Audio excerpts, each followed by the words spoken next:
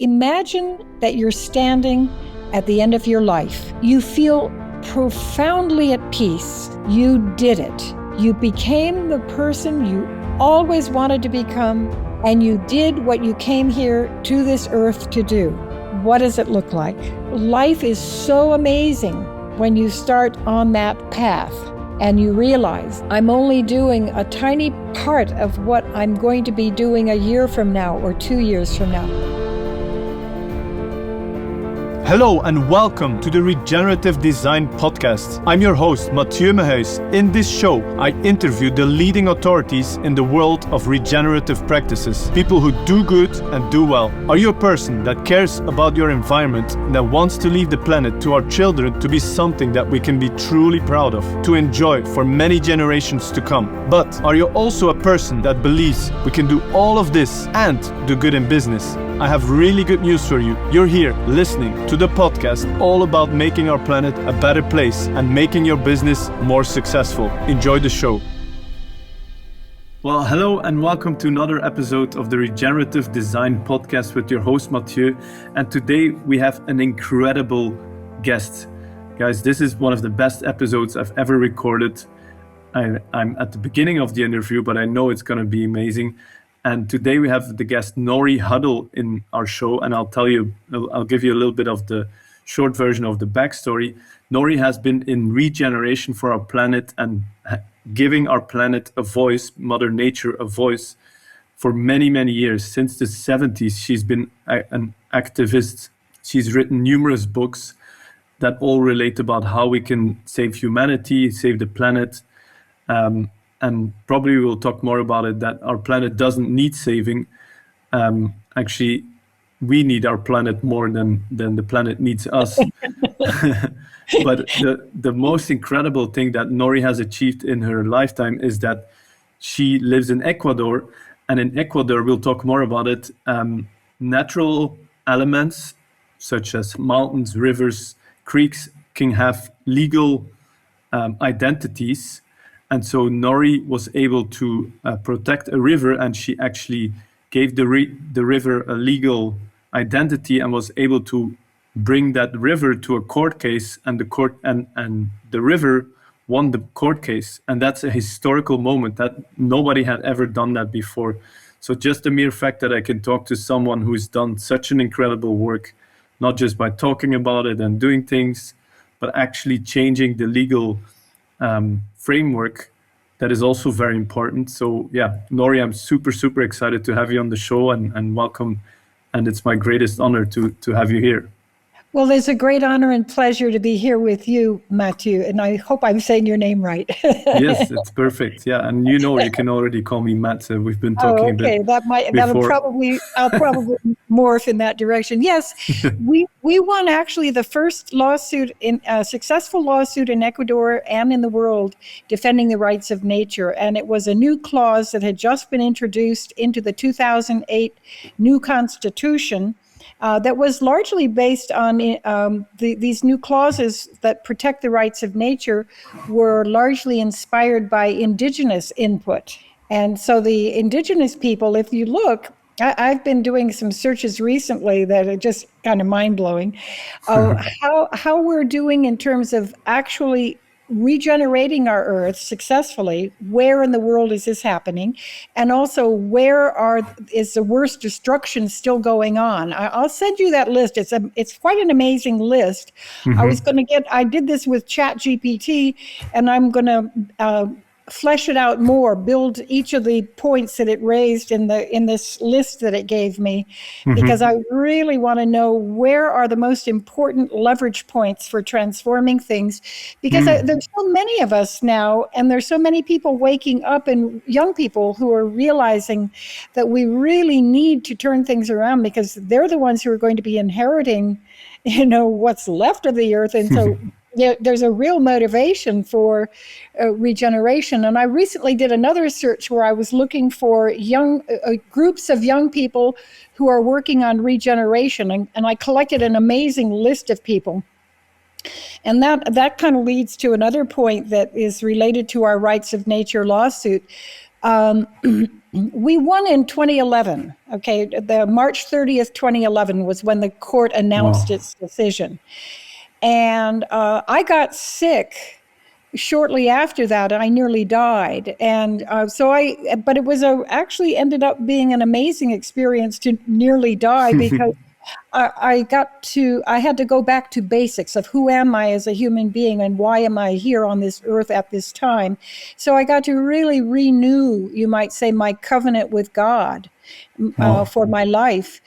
And one of the things that recently has been coming to me is that Lot 4, which is one of the lots in our Garden of Paradise here in Ecuador. We have 350 acres, which would be 140 hectares of land that we are wanting to put into some kind of a protected status, so it'll never be more developed than just a small number of lots, which we've created.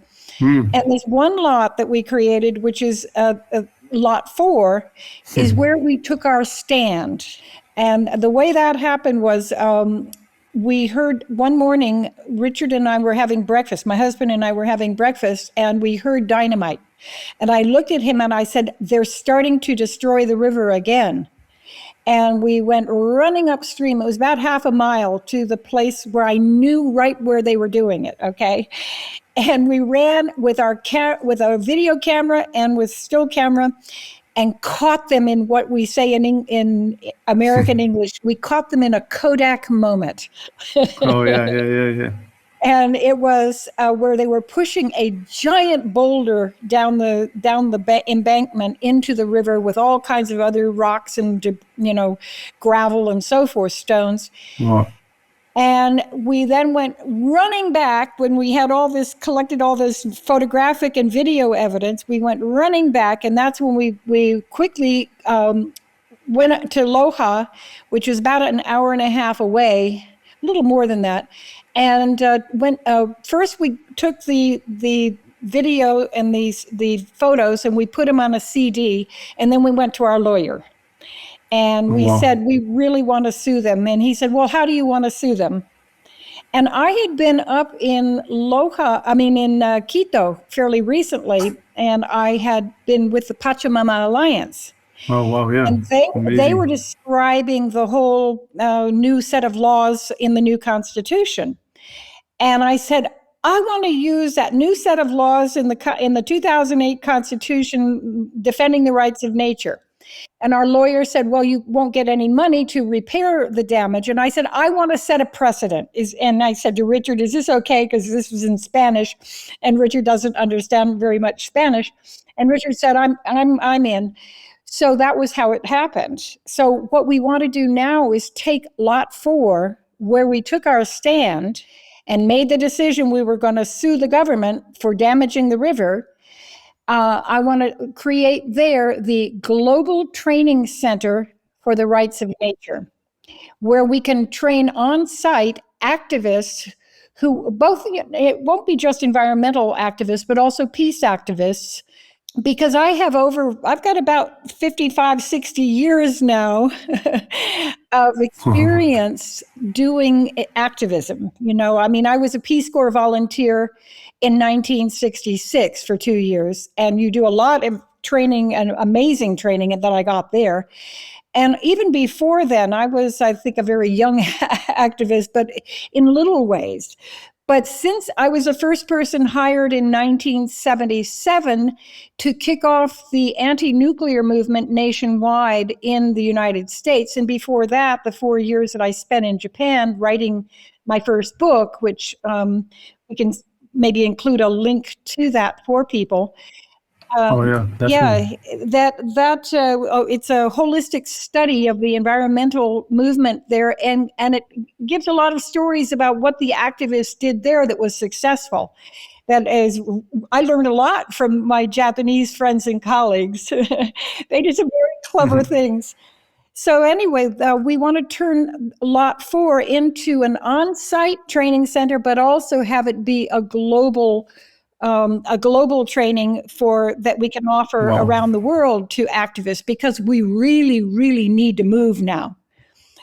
So I'm working with Yeah. one of the women who was one of the leaders of the Pachamama Alliance, and was probably the strongest force in setting up the Global Alliance for the Rights of Nature. And she totally is supporting this idea of creating this Rights of Nature, this training center. So that's very exciting to me. Wow, yeah, that's incredible, and thank you. It would be one of my questions, but you already answered it. Like, how did you do it? And so amazing, such a historical moment, and it's very inspiring, and sounds like the perfect thing to do, to make that very location into everything about rights of nature, and so yeah, incredible work. So People can on the site, they can look up and they can see the cliff that they were tearing down. dynamiting. Wow. And then throwing so you really can feel what happened there. We've had people come from all over the world and want to go with me to see where it happened. So Yeah. it's quite a special place. Wow. Yeah, that's incredible. And so, yeah, I'd love to, like, we're already like a little bit, a few years back, but I'd really love to understand like your whole backstory. Even like, when you were a child, were you already caring about the planet? Were your parents occupied with works like this, or how did you roll into this whole life of being an activist and book writer and having a business? Well, actually, it's very interesting. My father's motto was, leave the trail better than you found it. Oh, so wow. I think right there. And when I was 2.5, I remember back actually to the day I was born. And I know that I knew at that time I was here to do something very important. And it was very important that I do it. And then when I was 3 days old, I had casts put on my feet because I was born pigeon-toed, and they were so heavy I couldn't stay present in the moment. It was so heavy and so painful. I know that my mother wrote letters to my grandmother, and I cried a lot and I slept a lot, and I felt at the end of the 3 weeks that the casts were on that I had failed my mission. But then later, it sort of, one day I had this experience, which I'm writing my memoirs now because it's a pretty interesting story. And when I was 2.5, I'd been studying my parents for about a month, figuring out which one to have the conversation with. And I picked my father because he was very present. His mind didn't go wandering off. My mother's mind would go wandering off. So I picked him to ask these 2 burning questions that I had. And so it was like, I think it was on a Sunday, because as I recall, he was reading the Sunday newspaper on the couch. And I came into the room and I tried to be very casual. And I said, Papa, where does it end?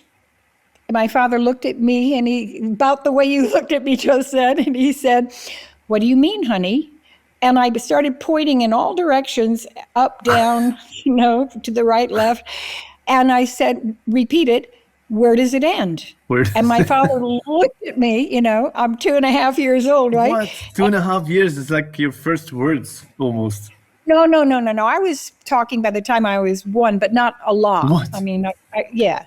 But I said, where does it end? And he said, that's a very good question, honey. Nobody knows. Maybe it doesn't. And I said, I thought so. Then why am I here? Because in my mind, if it's infinite, I could be anywhere. Oh, yeah. So there must be some reason that I'm here. And he looked at me again, and you could see him kind of calibrate on his 2.5-year-old daughter, recalibrate. And he said, that's also a very good question, honey. I don't know the answer to that. You're going to have to figure that one out yourself. And your mother and I and a lot of other people can help you, but you're going to have to figure that out yourself. And it may take you most of your life to do so. And I said, oh, okay. I walked off. I didn't even say thank you. I wish I had, but I didn't. I felt so happy because I felt understood. Wow. And it opened a door to a conversation with my father that made a huge difference in my life, talking about all kinds of things Wow. including the environment, but more with Papa later. It was the arms race because he got very involved in that. But when I was In the arms 5, race, what is that? I don't know the what. arms race, the Cold War with the Soviet Union. Oh yeah, yeah. Oh yeah, yeah. Who has the biggest or the most effective weapons? Well, because when I was let me tell this other story first, because this was when I really woke up to the environment. Mm-hmm. Okay, I was 5, and we had just moved to a new place in the woods, and we were in the middle of about 1,500 acres Wow. of woods and fields, and this That's is in the now U.S., right? inside the beltway that goes around Washington Oh D.C. wow. This was 1949. I was born in 44, Wow. so this is 1949. And I was out in the woods one day with my dog and exploring because I really loved the woods. I felt like a little wild animal, and I'd run around and explore all over the place. And I always sort of paid attention, and so I could find my way back home. It was interesting. I got a good sense of direction doing that. Mm-hmm. And one day I heard a noise. It was in the distance, so maybe half a mile away. And I went to find out what that noise was. And as I got close, Matt, there was this giant yellow machine, which I now know was a backhoe. Right at that moment, I came into this clearing. It was toppling a giant tree. And I was terrified. And I went running home. And then I got to thinking, I went back later, and the area that had been cleared was much bigger. And then I started noticing when we go riding in the car that there would be like trees one week in this one area, and then the next week they'd be cut down. The next week they would have been hauled away, and then there would be a pile of cinder blocks, and then a house would be built. And I realized that my younger brothers and sisters had a different baseline than I did. They would never know all the turtles that used to be in the right there where we were living. They would never know the trees the way I had known them, because there would be more and more cut down. And I thought to myself when I was 5, if this is happening everywhere, we're in trouble. Wow. And as an adult, I can say that we are in trouble. And did you know that we have cut down 46% of all the trees on Earth over the last 5,000 years? So if there's going to be an impact on climate, I would say more trees, please. Oh yeah. We want to have more trees. And I think that we need all kinds of trees. You and I both happen to love the Paulownia tree. Yeah. And that's they call it here in Ecuador, well, in South America, the tree that will save the world. Wow. Can you say that in Spanish? El árbol que va a salvar al mundo. This podcast is brought to you by the Garden of Your Dreams Masterclass. Are you struggling with finding the right tools and tricks for your garden? Are you lacking the confidence to be a self-sufficient gardener? Do you sometimes get overwhelmed by the lack of knowledge and time you have to actually do gardening? Then the Garden of Your Dreams Masterclass is for you. Yeah, I love that you already had that early experience, like at 2.5 years old, starting to ask the 2 most important existential questions there are at 2.5 years old. Like, I had actually something similar. I was just with my dad's a farmer, so we were in summer. We would in summer you only have like 2 weeks to bring in the harvest, because you have the summer and there's summer rain. So you have to, like, when the moment is there, you have to harvest the grains. And so he would work almost night and day to get the grains in. And I would drive with him with the tractor to get the grains from the field to the barn, or and in between the driving the grains around, we had time because the combiner was harvesting, and so we would just lay down on the fresh cut grass, and it must have been around the fresh cut wheat actually, and so we're laying on the straw, and I still smell the fresh cut straw. Yeah. And then we look up into the sky. It's like a beautiful night, because it's good weather when you harvest, and you see all the stars. And I'm like, what the hell is all this? And I asked something to my dad, and he's like, yeah, I don't even know what's out there. and that was the first time I had a similar understanding of like what is out there. We don't know. It's big. Yeah. And so you said that your parents said you'll have to figure it out yourself, and it might take your whole life. So what have you figured out so far?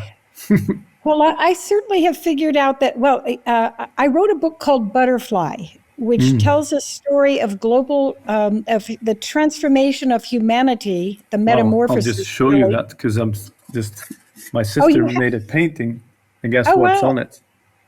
Oh, interesting. Yeah. It's just standing right here. I don't have a copy here, but I can send you, I think I sent you a digital copy of it, didn't I? Oh yeah, you did, yeah. It's kind of an interesting story of how I came to write it, but it's basically what it says is that when the caterpillar, there's a phrase in English, what the caterpillar calls the end of the world, for the butterfly is the beginning. What I think is going on right now is that we're going through a transformation of humanity that is as great as the caterpillar becoming a butterfly. And there's a whole process that it goes through that I stumbled upon and ended up in an amazing way learning about over a 3-year period. And it basically is that it's like the world right now, gobbling up all the resources, gobbling up leaves and grass and plants and everything, more and more and more and more and more. Okay. And we're doing that all over the world, digging deeper, polluting higher, polluting more, just grabbing, eating and eating and eating. And at some point in my story, it says, but one day eating isn't enough anymore. There's got to be more to life than just crawling around and eating and eating and eating. And at this point, the caterpillar creates the chrysalis, the thing that surrounds it. And it begins to dissolve, to melt down inside this chrysalis that it has created. And inside, and that's the chaos stage. And that's what I think people are experiencing now, is that they see this incredible chaos all over the world and nobody quite knows what's going on, No. And the social systems are breaking down, economic systems are breaking down. There's no Farming. faith in government. There's, people are losing faith in just the things that they've had faith in. And people are looking around and going, what the hell is going on? And so at this point, inside the chrysalis, where this chaos is taking place in the case of the caterpillar butterfly, new cells start to appear that they've actually been in there in a somewhat earlier form. But these new cells are called imaginal cells. And these are the ones that are going to form the body of the butterfly. And early ones are killed off by the immune system of the caterpillar, which is still actively working. What? It thinks that these imaginal cells are enemies, foreign bodies, and it, kills them, like we killed Christ, Joan of Arc, Gandhi, Martin Luther King. I think we could say John Lennon, maybe. And but over time, more and more of these imaginal cells start to appear there inside the dying body of the caterpillar, inside the chrysalis. Wow.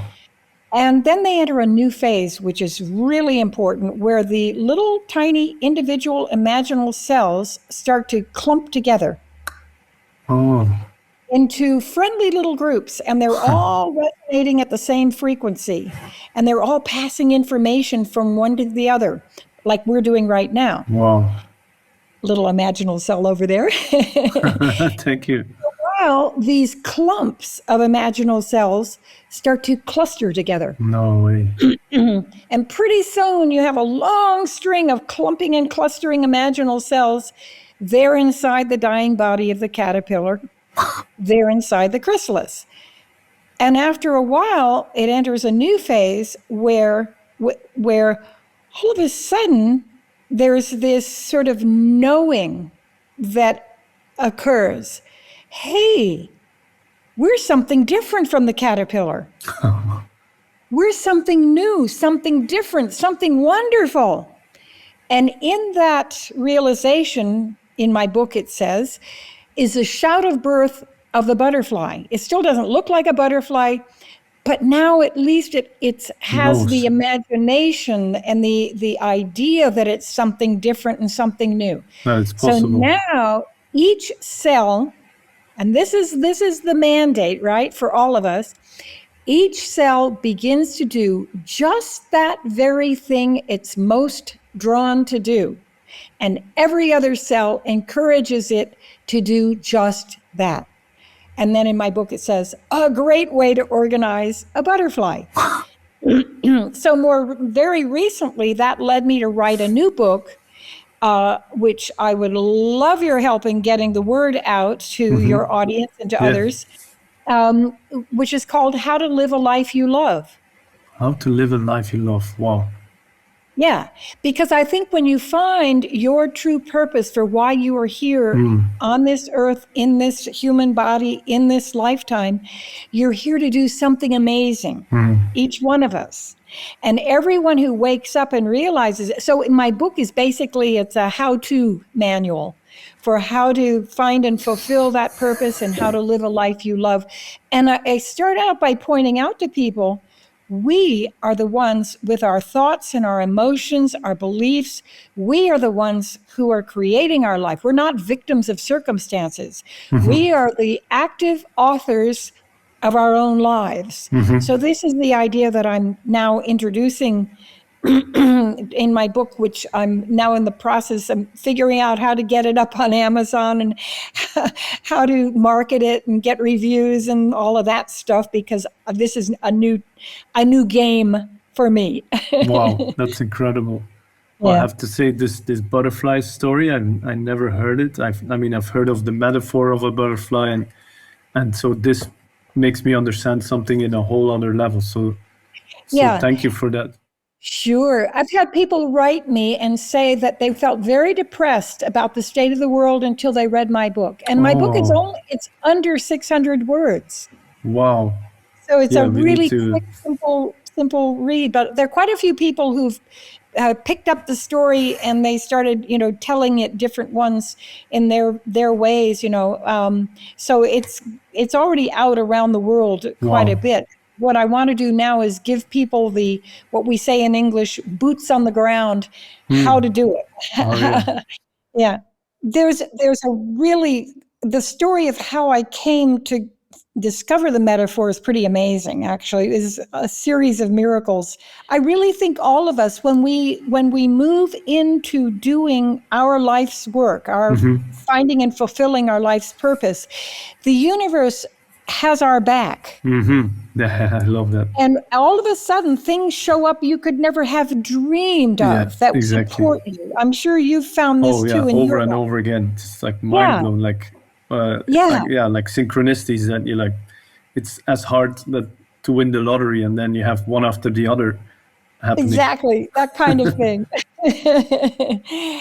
Well, what happened in this particular period was that around 1981, I got a visit from a retired ambassador, and a man named Ambassador McDonald. He was retired, and he said he had come to visit me because he had heard me giving talks about the anti-nuclear position and about peace and how to make a better world.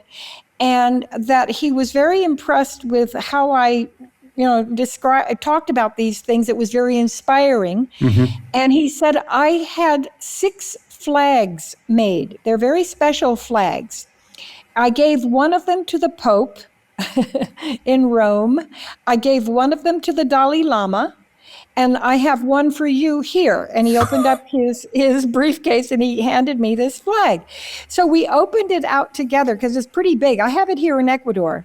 Wow. And it was a white background and maybe 5 feet wide and maybe 3 feet wide, like a flag. And it had almost 6,000 black dots on it.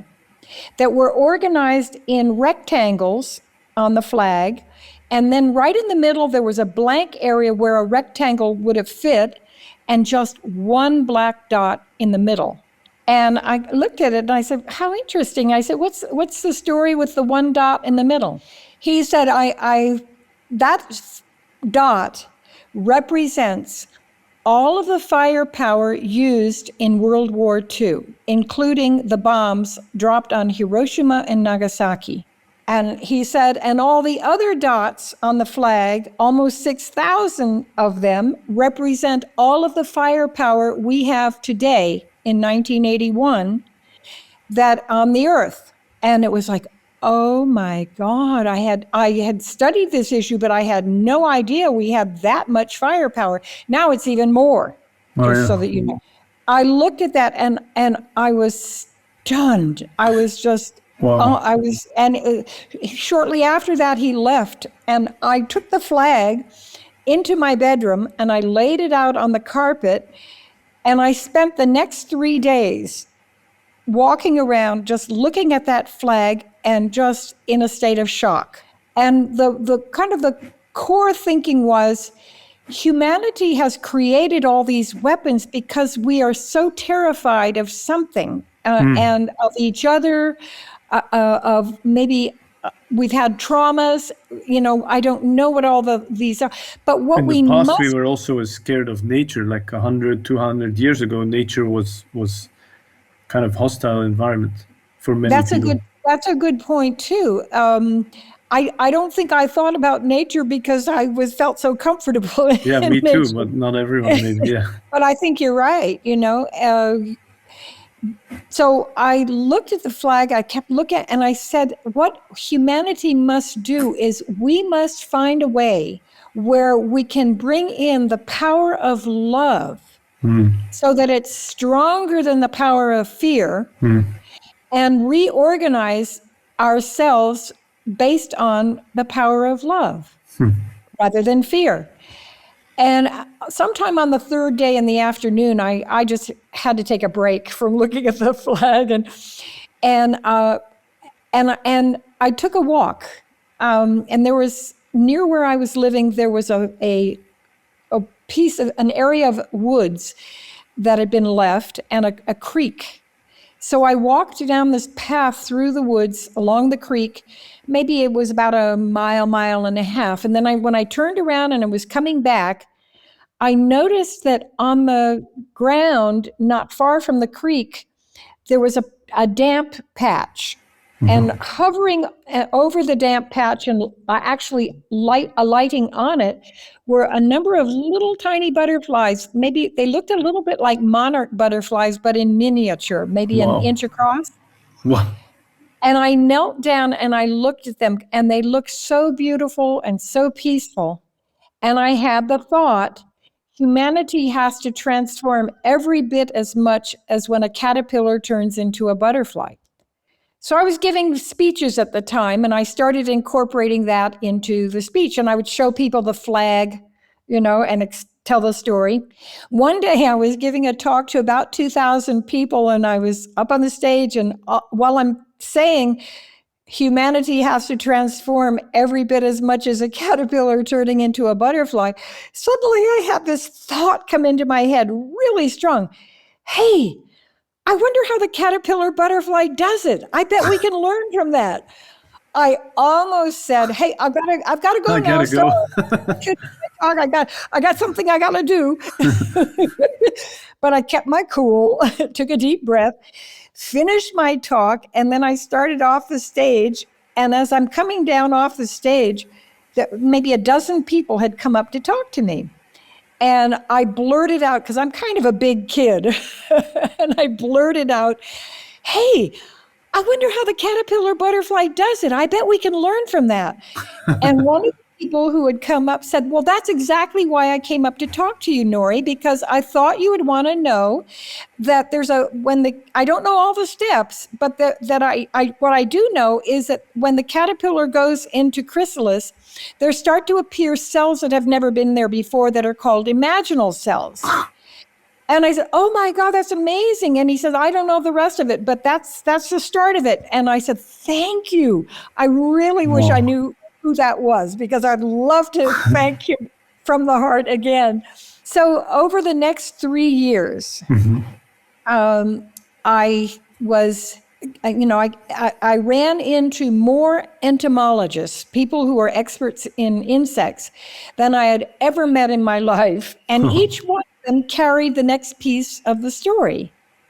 And those were my serendipitous meetings that gave me the story. And then after I'd gotten it all pieced together, I met a lepidopterist who is an expert in butterflies. And I remember that was in St. Augustine. And I was going to be giving a workshop there. And I said, oh, maybe you can tell me, is this correct? He said, yeah, that's pretty much it. And somewhere around that time, I also went to Japan, and I met a physicist there, and he had one of the very first hybrid cars. And I remember he looked it up in the encyclopedia, and he found in the Japanese encyclopedia, it talked. He said that seemed to be about the process that they understood so far. Now, since then, there's more that's been discovered, and I know that. But my book is really sort of a poetic description of this. It's really, and I wrote it. Actually, what happened was I was also in St. Augustine visiting with some couple who were very close friends who were imaginal selves. And one morning I came out from where I was sleeping in the bedroom where I was, and I came out, and my friend Gail was sorting through her mail. And she looked up at me and she said, I've been thinking, Norie, that story you tell about the caterpillar butterfly, that would make a great children's book. And I went, oh, you're right. I'll do it. I turned around and I walked back into the bedroom, and I have a writing prayer I do before I write. I started doing that when I was working on my second book about the bicycle trip across the United States. And so anyway, I said, the prayer goes like this, and I really recommend this if you're doing any writing or any producing of anything. It's a great prayer. You can modify it. God's wisdom writes this book through me. My intellect is illuminated. I write a book that blesses, inspires, and helps all beings in the infinite universe. Wow. And then I say thank you, and I just feel gratitude fully. Wow. And when you feel gratitude and say thank you, it's like plugging into the cosmic socket. I love that. And the book wrote itself in the next 45 minutes, and I barely had to edit anything. It just wrote, and I'd never told the story like that before. And then I came out and I said to my friend Gail, well, she's written. And then I walked over to a painting that my Gail had on the wall. And as I walked over, I said, she's written, but she wants to be illustrated. Gail looked up at me and saw that I was looking at this painting. It was a watercolor. And she said, she's a local artist, you know. And I said, well, if she wants it, she's got the job. I was leaving the next day. So we called her up and went over to see her that afternoon. And Charlene, the artist, took one. We took one look at each other, and we both started laughing and gave each other a big hug. No words needed. No words needed. And then she said, well, tell me what you envision for the pictures. And so I told her, for 9 months, she couldn't do any butterfly pictures. She could only do caterpillar. And then some things happened. She had a major breakthrough in her life, big breakthrough. And she finished the pictures of butterflies in 10 days. Oh, wow. Nice. And that's now the cover of the book, right? Well, the book has 18 color plates. Oh, wow. And there's the cover and the color. But I'll send you a digital copy of it. Oh no, I can order it. And so it's a kid's book, or it's as much a kid's book as an adult book? Children of all ages. Oh wow, I love that. That count me in then. So it's for the child in each of us, and it basically says a butterfly is the myth for our times, using the idea of the myth being the overarching story that humanity tells about itself. So that's beautiful. And yeah, there's so much I want to unpack, a few things that I want to dive in deeper with the limited time that we have. So I have to pick one. But so there's two things, and we might have the analogy and respond it in the same way. But so I want to talk more about the imaginal cells in the world today. And I also know and understand when change happens, you actually only need 10% of the population to start doing something or adapting something, and then boom, it goes very fast to. And I have a feeling that it's the same with the imaginal cells. When 10% of them or some clusters have formed, then very fast the next step or the next or the butterfly actually gets started. I've heard actually that when when I was in the Peace Corps, that we were told that when you introduce 5% change into a community, a small community, Oh yeah. then the change becomes much, much, much easier because you've loosened up the fixed thinking that people have. This is the way things are. And so people are more open-minded. So, and, interestingly, I've been having conversations and participating in various things with my Japanese friends because I lived there 4 years. And they last spring equinox, it would be the fall equinox here in Ecuador. They had me do a meditation. I suggested to them that we meditate together and that we focus love and blessings and opening of the mind and transformation to the super, super wealthy, powerful people on the planet. Because we really need to reach those people so that they can understand there's a much better way to live, and they don't have to be like the caterpillar gobbling up all the resources and paying other people to gobble up the resources and then taking as much of it, much of the money and resources as they can, because it's destroying the earth. And that now they can play a much more fun, much more interesting role by becoming imaginal cells and doing what they're able to do. And with all the resources they have, they'll be able to make an incredibly beautiful contribution. So I've been asking ChatGPT, what are the best ways to invite them to do this? And we did this meditation. I have a book I want to write that's called The Billionaires Club, where I've got this whole story I've been developing for a long time about that. Yeah, so, we'll write it together. I'm happy to contribute, because I think it's a very, very important topic to bring up. And so in the world we're living today, it's very easy to start blaming people. If you watch the news, the rich people this, and politics that, and money is the root of all evil. And actually, I learned recently also in a meditation retreat that somebody told me that money is the root of all evil. That's not actually true, or it refers to a phrase from the Bible, but it's not actually correct. Love of money. Yeah, it's the love of money. It's the love of money that may result in some evil or something. So it's true, yes, the attachment of like, I want more money, and that is probably dangerous. But money is just a vehicle, it's a tool, it's an energy, it can transform things. It's like I was having a discussion with someone who, and I'd love to hear your opinion, like some people and I have nothing against permaculture or whatever, but some people are stuck in a certain paradigm, like when you're doing good for the planet, when you're doing good for humanity, it should be for free, or it should be like NGO work, or we shouldn't be making money off it. And that I just completely disagreed with that, because you're blocking yourself to actually move forward and have impact if you're not working with the people that have money, which is also like, that's where we can transform. And I was trying to tell this person, like, hey, just imagine if the people that have good intentions for the planet, if they would be billionaires, how fast would our world change? Yeah. And yeah, it's kind of starstruck her. She couldn't really handle it, and it's fine. But I love your vision. Like, we need to reach those very wealthy people that are ready to have an impact, a positive impact in the world. Yeah. Well, I believe, here's another piece that has to do with money that was a big surprise for me.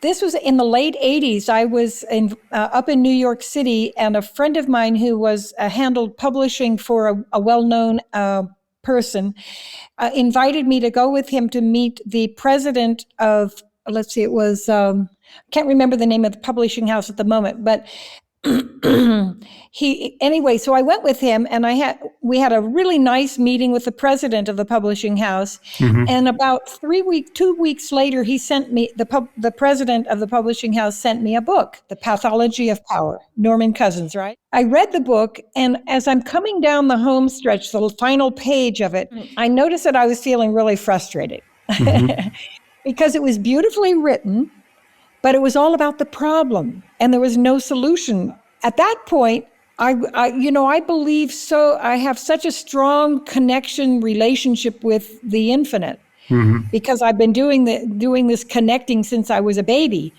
I got down on my knees in my bedroom where I was reading, and I gently tossed the book to one side. I got down on my knees, and I went infinite. And I said, okay, God, you and I need a conversation. I'm really sick and tired of beautifully written books that only describe the problem. And at that point, I had this sense of this cosmic shrug, kind of like, well, so what? And then I went, oh, okay, I'll play. And I said, and you have to be really specific and clear when you ask for something. Okay, so I said, okay, I'll play. Please give me one really good idea that can help humanity realize we've forever turned our back on war, that we're now all working together to create a planet that is peaceful, healthy, and prosperous, where things are working beautifully, nature's protected. Please make it be an idea that attracts wonderful people to work with, all the resources we need, and please make it be a lot of fun. And I had a voice in my head say, the $1 billion lottery for world peace. And I went, ooh, what's that? And I have to say here, Matt, that I was a perfect messenger because I don't like lotteries. I think they're regressive, and people who win lotteries so often lose everything again because they don't have the right consciousness. So I said, ooh, what's that? And over the next half hour, I got this absolutely amazing download for the lottery and how it would work. And it's totally different from any other lottery. We can talk about this another time. Maybe we can collaborate. Wow. So it will be an actual lottery, and then the profits. What I've gotten since then, it can be done as a lottery, and it can also be done as a marketplace. Oh. But and maybe the marketplace comes first, and then that leads to the lottery. But there are certain rules for lotteries, and I don't know really much about that. Okay, but let me tell you what happened. So I get this half-hour download, and then I went, God, this is amazing. This is incredible. I would never have thought of anything like this. This is just such an incredible idea. Is there anything else I need to know? And then I had the voice again say, the movie. And the movie is a story of how we created peace on Earth. And I got the opening sequences up to where the credits are rolled in the movie just as a download. And after that, it needs to be created with other people. Oh my God, I love that. It's kind of like a science fiction movie where it probably goes a little bit bad, like worse than we are today, but then we find a way to solve everything. It starts that in doesn't the exist. It starts in the future. It starts in the future. We've done it. We've created peace on Earth, and we've done it in like 7 years. Wow. And it's like a group of us are walking across now because, well, I don't want to go into that now because it's too much detail, but I can tell you later. Here's the next piece that was so amazing. 30 seconds after I got the whole download, the phone rang, and it was for me. And it was a friend of mine who's now passed on. He's now working on the other side. And he goes, Norie, but he was an amazing guy who had literally the Midas touch for money. Everything he touched turned to gold. It was just amazing. At one point, when I needed to raise money in 2 weeks to go to the Soviet Union to do citizen diplomacy there, he was standing in front of me going, I've been wanting to help you and haven't known how. Maybe this will help something. And he counted out $2,400 bills paid for my trip. And he didn't even know I was going, Wow. But he was just amazing. I mean, I could tell you stories about him that are just mind-blowing. It's John calling me. And he says, Norie, what have you been up to the last half hour? You've been really on my mind. And well, I'd like to hear other people talk first so I can get a bandwidth of whether they're going to understand what I'm going to say. And he's saying, what have you been up to the last half hour? You've been really on my mind. And I said, oh, you know me, John, the usual. What have you been up to? So he goes, well, I've decided to sell my business in Canada.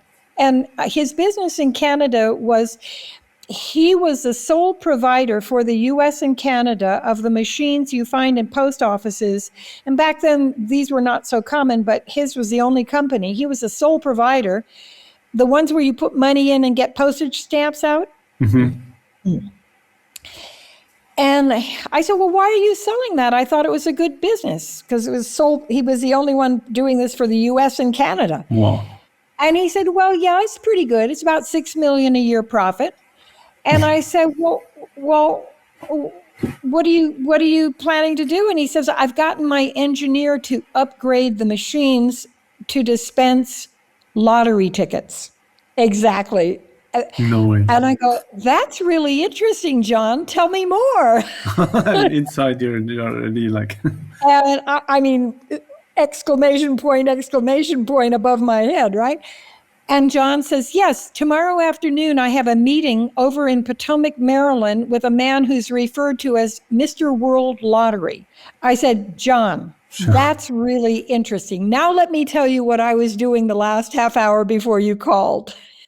And I told him, he was off the Richter scale. That's an amazing idea. But you need to get your team together, because if you don't get your team together and I introduce you to this guy, he'll take your idea and run with it, but he won't do it at all the way you want.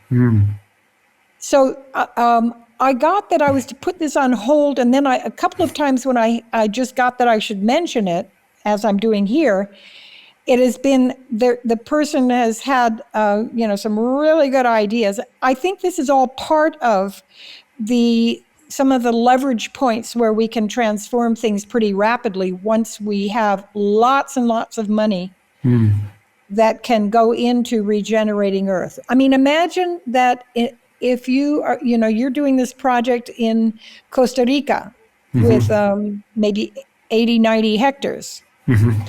And we have 120 hectares here where we're doing 140 hectares, here in Ecuador, where we're doing things. But imagine if there were money for doing transformative projects all over the world in areas that are in the deepest trouble right now. How quickly we could change things. And if the money were aligned with supporting those projects, rather than the money aligned with tearing up the earth and digging deeper under the ocean, into the ocean floor, and just the destruction that we're doing now. So I think we are at that place now where the imaginal cells can now begin to form the new systems that are the butterfly systems. So that we have, all the new butterfly, because that's the point where the butterfly then now can come out of the chrysalis. Wow, this is incredible. And it's quite crazy. It's as if you can read my mind, because as we have been talking, I wrote down a few questions that I wanted to ask you, but you've been answering them before I even get the chance to ask them. So I wanted to ask you, and you've pretty much already answered it, but still I want to point it out, is for all the listeners that are here, for people like me, for people like you, we all want to have an impact in the world. We want to do something good. So my question is, how did you leverage your impact in your life? And you've already said it, but I still want to make sure to really understand the depth of it. Like how did you do it? And how can someone who's maybe at the beginning of his journey, just like me, figure that out or really scale it? Yeah, I think that my book, this new book that I want to publish as soon as possible, How to Live a Life You Love, really is giving all the steps for this. It's the book that I wish I had had. Oh, yeah. You know, because what I've found is that each time I do a project and then I get the inspiration for the next project, I need to go deeper into myself and clean out any garbage, okay? Because the more I go out into the world, the more clarity and alignment with the infinite, with God, I need. And so that's a major piece. And then what you keep doing is asking for guidance within, and then getting inspired actions. And if your energy goes up, go for it. If it doesn't go up, put a pause button on, you know? Yeah. I love that. But I feel now as if I'm at the stage really where I'm about to take another great leap forward, working with people like you, I hope, and with others like Natalia Green and like my friend Yumi Kikuchi in Japan. She's actually in Hawaii now, but to carry out projects that are going to be much bigger. Yeah. Because we don't have a lot of time. The earth is calling to us. No, yeah, I agree. That's very clear. And so from your vision and from your expertise, other than, okay, we need to have bigger projects and do that work, and with more people coming together in these clumps and clusters. Yeah. Oh, yeah, that's what I wanted to say. Like I also see that probably a lot of people are like thinking like, oh, if I want to work into doing good for the planet, it's just going to be like costing me a lot of money, or it's just charity. Okay, or some philanthropic work. I'll send some money and that's fine. But what I would love to know more from you is that there's actual business models that can be made in regeneration, and I'd love to hear from you what your perspective is on that, because we have the charity model, which is money comes in, we spend it on something that does have a good impact, but then it stops right there. And it's also a very fragile system because, in my opinion, and I love NGO work, I love activism, I deeply admire people that are doing that.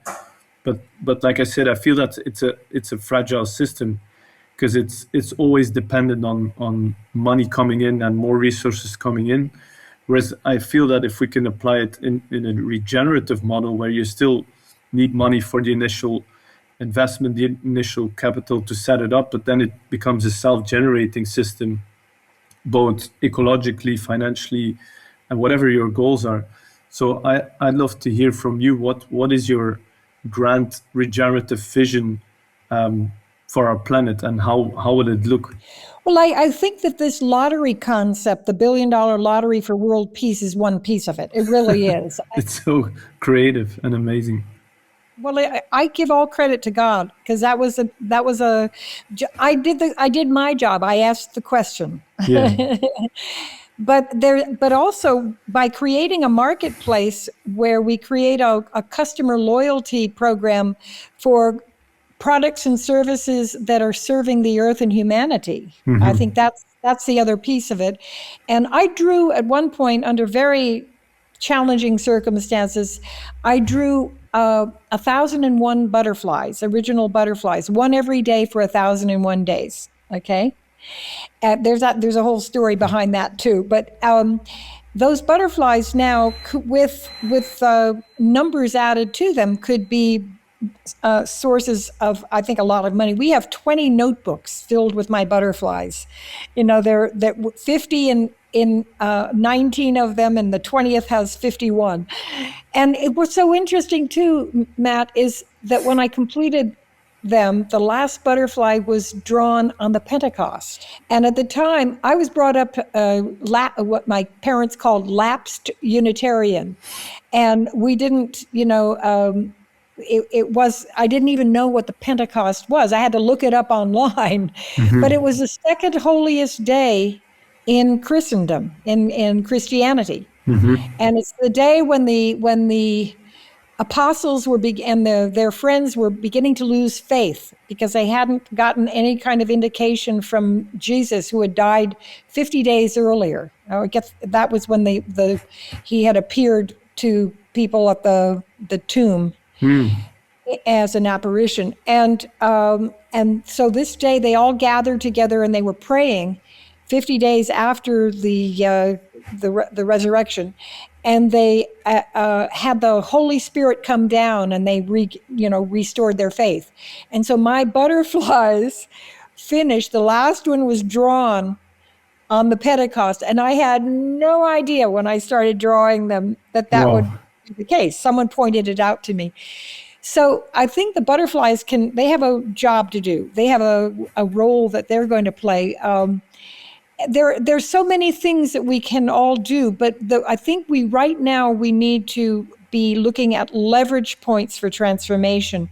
And this is the thing I'll send you. I mean, one of them is the Amazon rainforest, which we've been destroying, and that's going to cause major problems not only in the Amazon basin, but in many other places, because it's going to reduce the amount of moisture that is causing rain. So other areas are going to, suffer great drought unless we clean that one up quickly. And I think the Paulownia tree has a role to play in the reforestation process, along with native trees.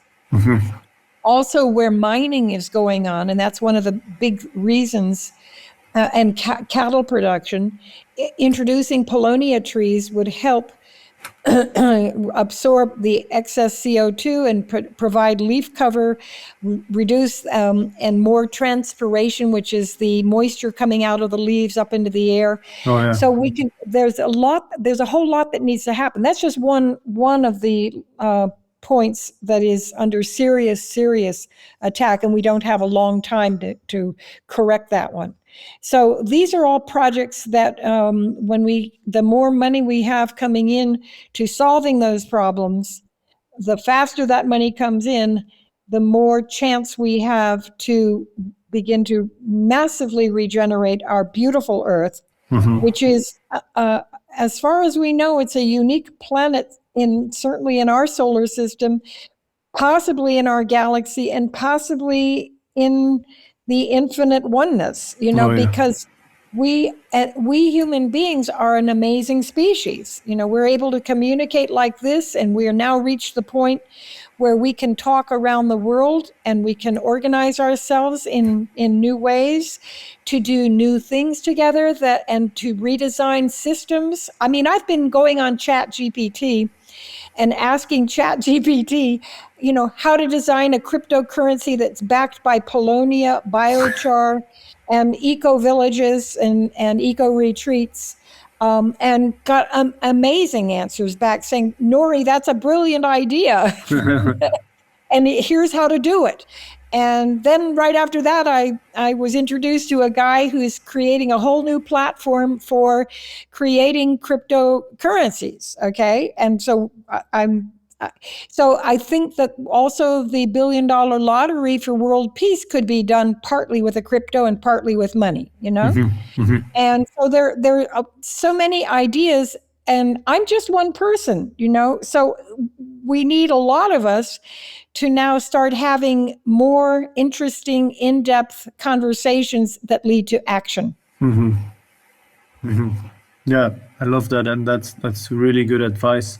And so, even on a deeper level, like knowing that to have real lasting impact, I believe that there has to be a financial model behind it.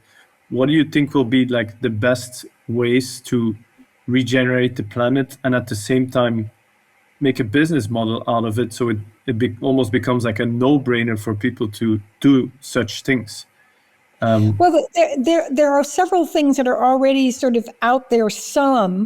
One of them is the carbon credits. Yeah. Unfortunately, there's a lot of scamming going on in that, where native indigenous peoples are being ripped off because there is a lot of money now in the carbon credit market.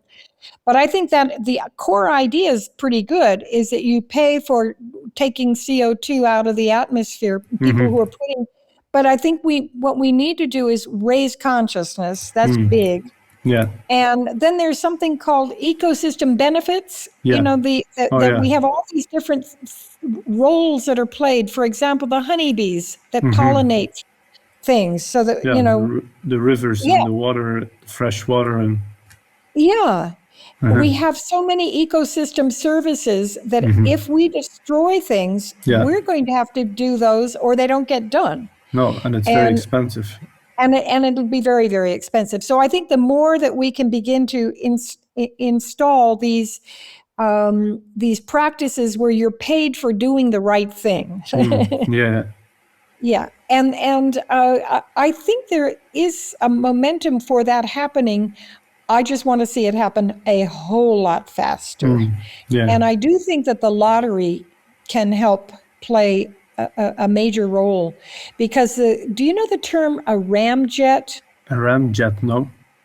A ramjet is like a jet-propelled engine or vehicle where it starts out slow and it sucks in oxygen into the back of it, and the more oxygen it sucks in, the faster it can go, and then the faster it goes, the more oxygen it can suck in, the faster it goes, and so it becomes it just duplicates itself. It gets faster and faster, and it does more and more along.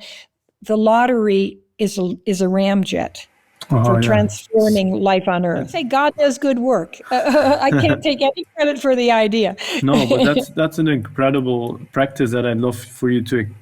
Well, it's not a practice; it's a way of living almost. But just enlighten us and my listeners a bit more about how you do that. Like, is there specific things you do? You've been having that since you were a child. That you have that connection with the cosmic, with God, with infinite source, whatever you want to call it. Like, how do you cultivate that? Well, I actually, it's very simple. If you think about it, my question when I was 2.5 was because, when I imagined an end, my mind could go past that. So it seemed to me logical that it went on forever because I couldn't find an end. And so today that's still the case, and so if it doesn't end, we're one with it, and we are of it, and it is conscious as we are conscious. And what I found was, and I've been doing this since I was 3 days old, okay? Because I remember the first time I did it, when I had the casts put on my feet, as I mentioned, and my lower legs. They were so heavy, I knew that I couldn't stay awake the way I had the first 2.5 days into the third day, because it was so heavy. It was, and it didn't feel good. So I went infinite for the first time, day 3, after they put the first cast on my right leg. I went infinite, and I said, "What is this going to do to me?" And what I got was, it's going to cause you a lot of problems, but someday it will get corrected. So I was 3 days old, and at that point it was like, oh, okay. At least I knew that someday it would get corrected, okay, and that it would cause me problems. And it did, and it's really true because it all played out. And as I say, I'm writing my memoirs because I think I have kind of an interesting story to tell. Oh, yeah. Well, this going infinite is something I tell how to do it. It's very, very simple. You just take a couple of deep breaths and breathe into your heart, and then just let it all go. Breathe in again, and let your mind just expand outwards in all directions, out and out, and take another deep breath. Feel your body sitting on the chair. Take a deep breath and let it all go, and expand outwards some more with your mind. And there comes a point when you feel the connection, and you just feel really good and really peaceful. And in that moment, you can ask. Now, I've gotten so I can do this in a second. That's incredible. So yeah, I actually came out of a meditation retreat, so I can still do it quite easily. Yeah. So you know what I'm talking about. Mm-hmm. Yeah. Yeah. So I just described this in my book, okay, so that anyone can do it. But it does take the discipline of actually doing the deep breathing and expanding, okay, your mind. But if you do that, it's really, really worth it. Because then you can, at one point, when I was 10 years old, I was walking down the country road where we lived to see a friend who lived about a mile away. And a pickup truck came barreling down the road toward me just as my dog, who was a boxer, went running off into the woods after a squirrel. So I'm by myself. I'm wearing shorts and a halter top. This pickup truck comes barreling down the road and screeches to a stop across from me. And there are two guys in it, who look pretty rough. And they jumped out, and one of them was saying something about a blanket in the back of the truck, and I had a really bad feeling in my stomach. And I went infinite. I did my go infinite and asked for help. I screamed for help in my mind, and I knew just what to do. My dog's name was Blitz, okay? And she was a super friendly, wonderful boxer dog, but she looked vicious. And what I did was, what I got to do was I called to her, but instead of saying, here, Blitz, I said, here, Fang, here, Fang. Fang are the teeth, like the big teeth that a tiger has, or, anyway, and Fang comes running out of the bushes. These two guys look at Fang, looking very vicious to them because of the name, right? They jump back in the pickup truck and take off, and I was okay. I went home. I decided not to continue my walk, and I went home with my dog, and I told my mother, and she started laughing, and she said, well, Norie, I guess I don't really have to worry about you, do I? Wow. That's an incredible story. I never would have thought of doing that myself. No. So I always give credit to God for everything that I think of, everything that works. That's God. Yeah. If it doesn't work, that's because I've gotten in the way. Yes, that's incredible. Yeah, if you really lean into that and you surrender to that and you trust the process and you just, it all comes out even way better than you can imagine. Yeah. Even in some tougher times. I agree. Nice. And so I also would love to understand from your career, like, how were you able to make a financial living, a model out of it? Like, throughout those all years you were in activism, book writing, like how did you go about to survive but also thrive in life? Like, and because that's what our listeners would love to hear, I think, and me personally, is like, okay, we want to restore and regenerate the planet, but we also want to make an amazing life and have an amazing lifestyle. And I truly believe you can have both, which is a thriving business and doing great for the planet. So over the years, how have you done it? Well, my story is probably different from what you might imagine. I was working in a very good job that was paying me very well in 1970-71. And it was sometime in the fall because the leaves were down. It was probably late November.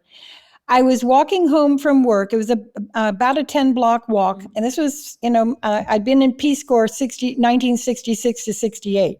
So, and we earned only $100 a month. And so I had just bought my first big purchase, which was a stereo. And it was not even an expensive one, but it was nice for me. And I was thinking of other things to buy. And this particular afternoon, I'm walking home after work, and I felt really antsy, uncomfortable. Like, how you feel if you hear someone scratching their fingernails down a blackboard, know? Oh, yeah.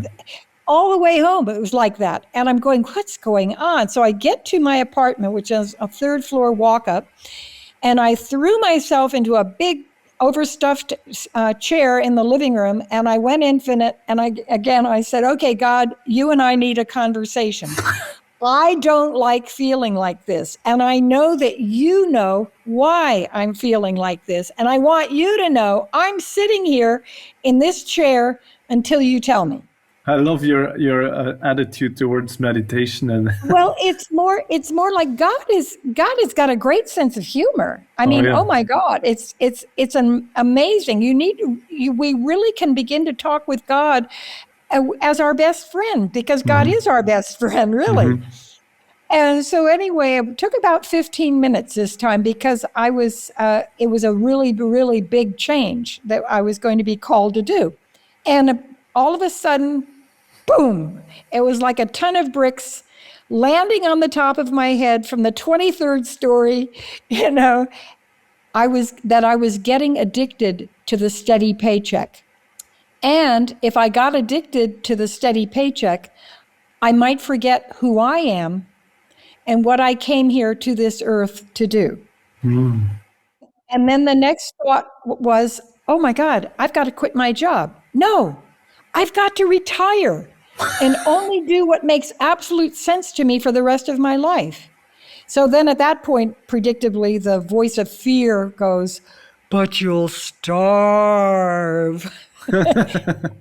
The more rational voice was, no, you won't starve. You have all kinds of skills you can get paid for. You can type fast, you can walk dogs, you're a really good babysitter. There are all these things you know how to do while you figure out what it is that you're here to do on this earth, and you won't starve. You'll do okay. Well, the next day I walked in and I told my boss, and I was 25. And I looked about 15, and I said, I'm retiring. And he looked at me like, what? And I explained, and he nearly cried.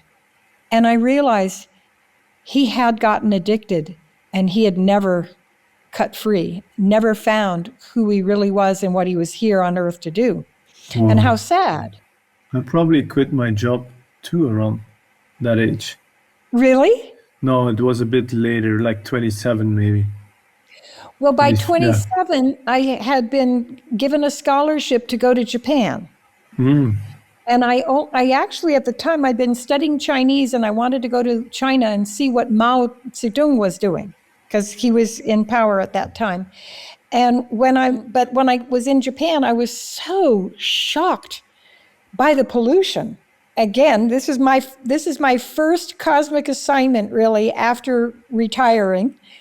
I remember standing there and thinking, I'm a relatively well-educated person. I mean, I went to an Ivy League school, and I know have a lot of information, but I have known nothing about Japan except, beautiful gardens and amazing food displays and geisha girls and And someone needs to write a book about this to tell the world about this horrible, horrible pollution problem.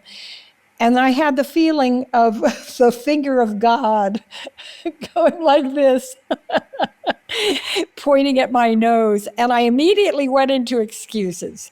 But I don't speak Japanese. I really don't know much about the pollution issue. And I certainly don't know anything about it in Japan. And I've never written a book before. And then I had the voice, yes, but you've got child's eyes and you will get the job done. And I said, oh, okay.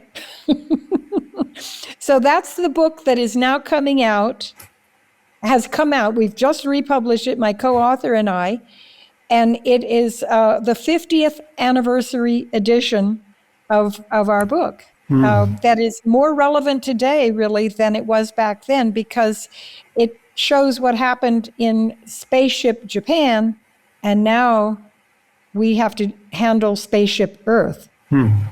So I feel sort of as if my life has this sort of interesting trajectory where I learned about pollution when I was 5 with the trees getting cut down. And then going to Japan and getting a cosmic assignment to write this book. And now it's coming out 50 years later. And in the meantime, we won the first lawsuit in Ecuador and in the world defending the rights of nature. But, really, it's got to be transforming the monetary system, as you said, totally, human consciousness, and coming together to redesign human systems so that we regenerate the earth and we heal humanity. So that we can, I like to think of it as humanity. We want to create, have humanity be firing on all cylinders. In other words, I've defined it as super health. Yeah. If you can, and where super health is the full development, alignment, and integration of the spiritual, mental, emotional, and physical aspects of self. And that if we declare that as a vision, a goal for humanity, like put a man on the moon and bring him back safely within the decade, super health in one generation, we can turn things around very quickly. Wow, that's very, very, very powerful. Yeah. And it all comes together in that holistic approach. It's not like, oh, let's just stop the pollution and then we'll start regenerating and then no, it's all together in one big thing. And I understand as well when you work harder on yourself than on your business or what you want to achieve, you actually achieve more. Like there's this saying, like work more on yourself than on your business. I could say like you should work more on yourself than on the planet or the climate, because when you work on yourself, what you've been doing naturally since you were born is like connecting with spirit guidance or guidance from God. Then all these beautiful things come into your path and you get all the gifts and probably taking action. What I've understood from your story is like, okay, you were unhappy, you quit your job, that's an action, and then you decide to move to Japan with a very young age. There's all these action steps. Is like, because God will only grant the success or grant the whatever you're here to do, and that could be success. It doesn't have to be monetary or business or whatever you define as your personal success. God will only give that to you if you prove yourself to be worthy. Do your inner work. You got to do your inner homework. What I realized was the more I go out into the world as a public figure, the more I have to go into myself to clean out the garbage. Yeah, I agree. Well, I should add here, though, one thing is that for about 40 years or so, I lived on $1,000 a year because I made a covenant with God back when I was 13 years old that I only wanted a lot of money when I could find a way, when I had clean consciousness, and when I could find a way that everyone could have clean consciousness and a lot of money too. So I tied my situation, my life to everyone, okay? And it was only a few years ago that I wrote a new covenant with God. I'm ready. I see the way now that we can do this. And I'm ready to have a lot of money coming in. And everything started changing when I did that, okay? And I should say also that when I was in Japan, I got really, really famous. But it was because of my simple living and because I was making good money. And actually, when I got famous, I was making really good money, but that helped to pay for the bicycle trip across the United States and did, other things.